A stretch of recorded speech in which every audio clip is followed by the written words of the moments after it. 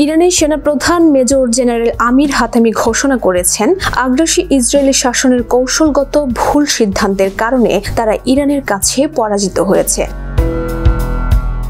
রবিবার উচ্চপদস্থ সেনা কর্মকর্তাদের সঙ্গে বৈঠকে হাতামি বলেন, ইরানি জাতির অলৌকিক প্রতিরোধ ক্ষমতা জয়ানবাদী শাসনের পরিকল্পনা ভেস্তে দিয়েছে। 12 দিনের যুদ্ধের সময় ইসরায়েল যে অপরাধ করেছে তা বিশ্ব দেখেছে।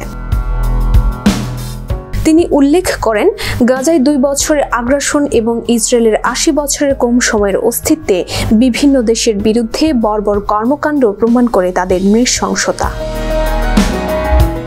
সিনিয়র কমান্ডার ও বিজ্ঞানীদের শাহাদাতের পরও ইরান এই অসম যুদ্ধে বিজয়ী হয়েছে। অপারেশন ট্রু প্রমিস-3 এর অংশ হিসেবে ইরান 22 ধাপে ইসরায়েলের বিরুদ্ধে ক্ষেপণাস্ত্র হামলা চালিয়ে ব্যাপক ক্ষয়ক্ষতি করে। 24 জুন যুদ্ধবিরতি কার্যকর হলে যুদ্ধ থেমে যায়। তবে হাতামি জানান, যুদ্ধের শেষ মুহূর্ত পর্যন্ত ইরানের ক্ষেপণাস্ত্র ও ড্রোন ক্ষমতা অক্ষত ছিল এবং এখনো আছে।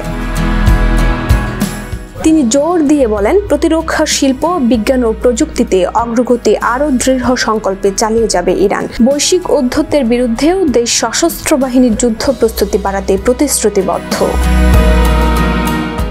হাতামির ভাষায়, ইরানের প্রতিরোধে শত্রুর পরাজয়ের মূল চাবিকাঠি।